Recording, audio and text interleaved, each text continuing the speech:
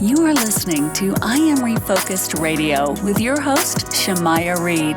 This show is designed to inspire you to live your purpose and regain your focus. And now, here's your host, Shamaya Reed.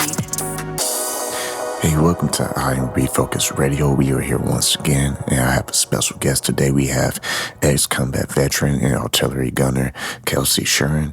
She's the author of Brass and Unity, One Woman's Journey Through the Hell of Afghanistan and Back. First and foremost, I just want to welcome you, Kelsi, today. How are you doing? Well, thanks so much for having me, and I'm doing wonderful. How are you doing, dear? I'm doing great. Thanks for taking your time to be on today. Tell us a little bit about the creation of Brass and Unity. I know and understand that it's more than just a book, but it's a jewelry business as well. So I started my company in 2016 as a form of art therapy to help myself heal from post-traumatic stress disorder due to the operations in Afghanistan. And I started building jewelry on the kitchen table using a pipe cutter, a drill, a hammer, and old spent casings. With your experience writing this book, share with us, what was the process like for you, kind of reliving these stories?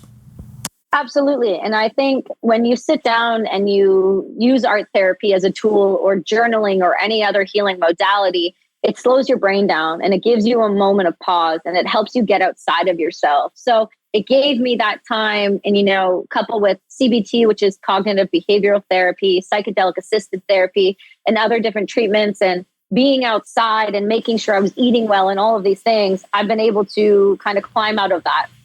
We're talking to our guest, Kelsi Sheren, the author of Brass and Unity, One Woman's Journey Through the Hell of Afghanistan and Back. You also had nomination for Canada's Top Fashion Award and celebrity endorsements. Tell us a little bit about that experience as well. Yeah, we were nominated in 2020 for the CAFA, which is Canadian Art and Fashion and Design. And we were nominated because of our philanthropic work that we do. Our company donates 20% of the net proceeds to incredible organizations. Some of them are based out in towards you, actually. Boot Campaign, Defenders of Freedom, Honor House. There's some amazing people that do incredible work with Heroic Hearts Projects and Vet Solutions. And these people are changing veterans' lives. And we do our best to try and support these organizations through all of Brass and Unity's, whether it's our podcast, whether it's our book, whether it's our brand. We do our best to try and help others see that there's a different way of healing and that there's a different way to help each other. Also, share with the audience, how young were you when you started your military career, and did that play a significant role in your perspective? Yeah, I joined when I was 18 and I deployed to Afghanistan when I was 19. And I had a short military career because I got injured on my first deployment. And it changed my perspective in a very significant way because we're just kids when we go and we do these things and we make these decisions to join. And I don't know that any of us really fully understand, unless you come from a military family, which I did not. You don't fully understand what it means to become a service member. And so it changed my perspective, absolutely. And, the decade of trying to heal and get better, all of my 20s and going into my 30s. So we're on a good path now, but it definitely changed my perspective of the world for sure. And for the veterans out there, what are some of the different types of therapies that you would share with them?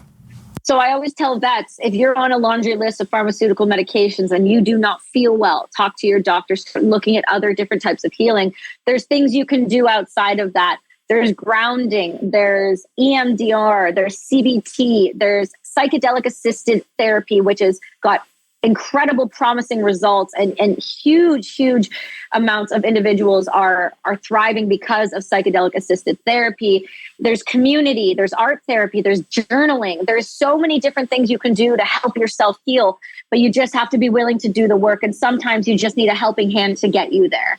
And last question for you, for those listening right now, what's the best way that they can contact you? What's the best call to action that you want to give us? Yeah, absolutely. I guess that call to action, before you try and learn about me, I want you guys to do yourselves a favor, reach out to a friend if you're struggling, and never ever think that suicide is the option, because you can always heal and get better.